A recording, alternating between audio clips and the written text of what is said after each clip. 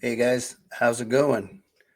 All right, so what we're going to do today is we're going to start our health journey if you haven't started one already. But here's the twist, we're going to use AI. Now, I have three different AI platforms pulled up, so we're going to try them all. Okay, we're going to start with Gemini, and we're going to see what Gemini says. Okay, let's see if this works here. Hey, Gemini, how do I start a health journey and become much more healthier than I am now so that I can live a long and satisfying life?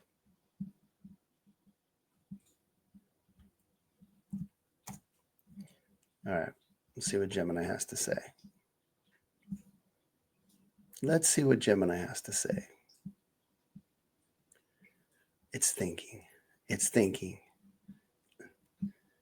What I'd like to do is get into specific lifestyle functions that you can include or that you can take away. Maybe you're doing some things that aren't good for your health.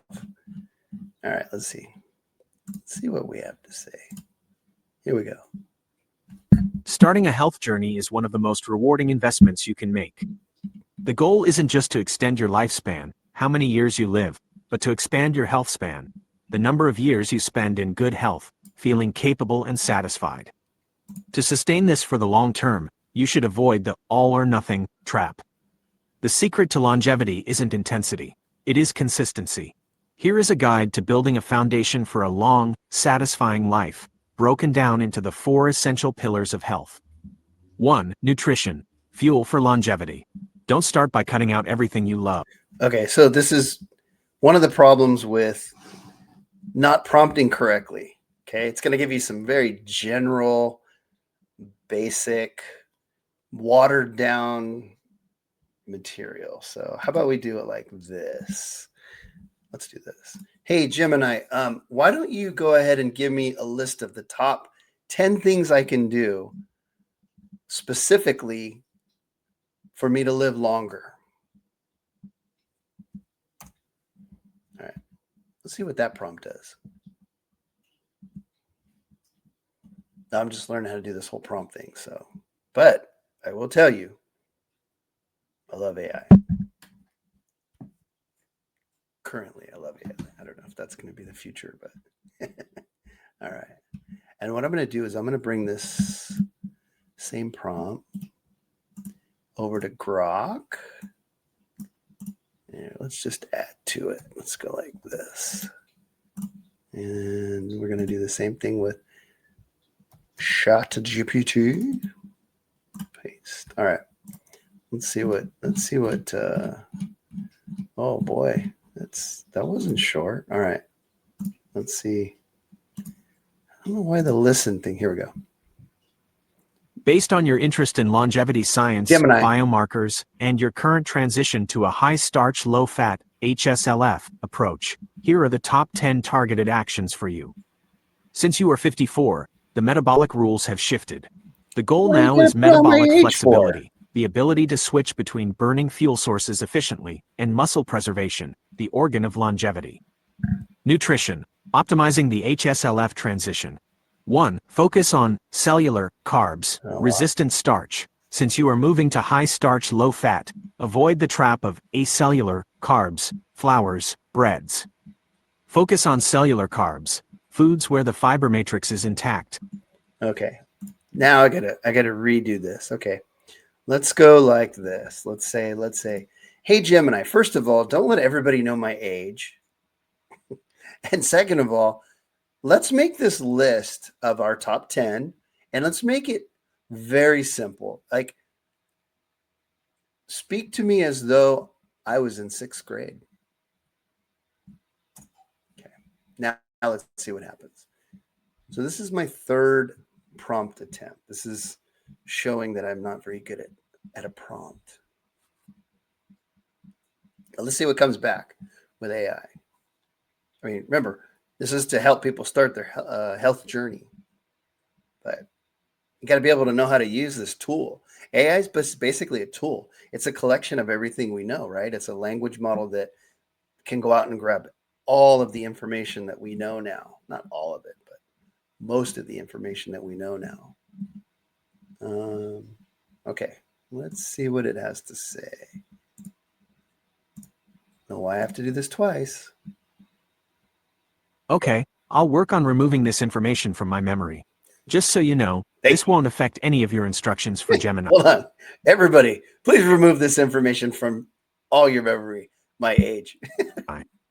Here is that list of top 10 tips, rewritten to be super simple and easy to follow. Okay. Food and eating. Here we go. Eat tough carbs. Tough carbs. Instead of soft bread or flour, eat foods like beans, lentils, and potatoes that have been cooked and cooled down. These are harder for your body to break down, which is actually good for you. Okay, I'm going to stop. That's interesting. I've never heard the term tough carbs. I've heard processed carbs. I've heard naked carbs, which is meaning you don't have any protein or fat, but I've never heard tough carbs. That's interesting. And this is good advice. I agree. Getting away from bread and flour and more towards beans and lentils, potatoes. Okay, let's see what else. Protein first. Your muscles need more help to stay strong as you get older. Try to eat a good portion of meat, eggs, or fish, about the size of your palm, at every meal. Give your stomach a break. Try to go about 14 to 16 hours without eating, mostly while you sleep. For example, stop eating at 7 p.m. Okay, they're talking about intermittent fasting, right? Having a fasting window. I do a lot of that with my clients too. I'm a huge proponent of fasting. Autophagy is the number one reason why I like to promote fasting. That is basically at the cellular level. You got little miniature janitors going in there and sweeping those cells clean. Let's see what else we have. p.m. and don't eat again until 9 a.m. Okay. This gives your body time to take out the trash inside your cells. There you go. Moving your body for the talk test, walk. Go for a walk or a hike where you are moving fast enough that you are breathing harder, but you can still have a conversation. Okay. You can do this while listening to calls or podcasts. 5. That's like a zone 2 training. I've talked about that before, where you're out of zone 1, you're in zone 2. You can you're breathing a little heavier. You just barely talk. You can actually hold a conversation. I think zone 3 is where you're going to have a little hard time talking, but they're all great. Zone 1, zone 2, zone 3, all good. Carry heavy stuff. You don't need fancy gym machines. I like that. Just pick up something heavy like stuff. dumbbells or even heavy grocery bags, and walk around with them. This makes your hands and whole body strong. 6. Go fast once a week. Once a week, do something that gets your heart beating really fast, like biking hard up a hill. Okay, that's do it for a few minutes, get your heart rate up, and do it again. I like that. It keeps your heart young. Yeah. Checking your health. 7. Test, don't guess. Ask your doctor for 3 specific blood tests. 1 for heart health, ApoB. 1 for long-term blood sugar, HbA1c, and 1 for inflammation, HSCRP. Those are good. These tell you much more than a standard checkup. 8. Good Eat advice. broccoli sprouts. Broccoli These little sprouts sprouts have a special nutrient that acts like a shield for your cells. Sulforaphane. They are very powerful for keeping you healthy. Yep. Mind and family. 9. Don't stress the small stuff. In your business, there are things you can control and things you can't. Now this, I think, should be at the top of the list. Stress. Stress is the number one thing I'm seeing. It's huge. Okay. Focus only on what you do and try not to worry about the rest. Okay, so this is a pretty good list. Now we're going to jump over to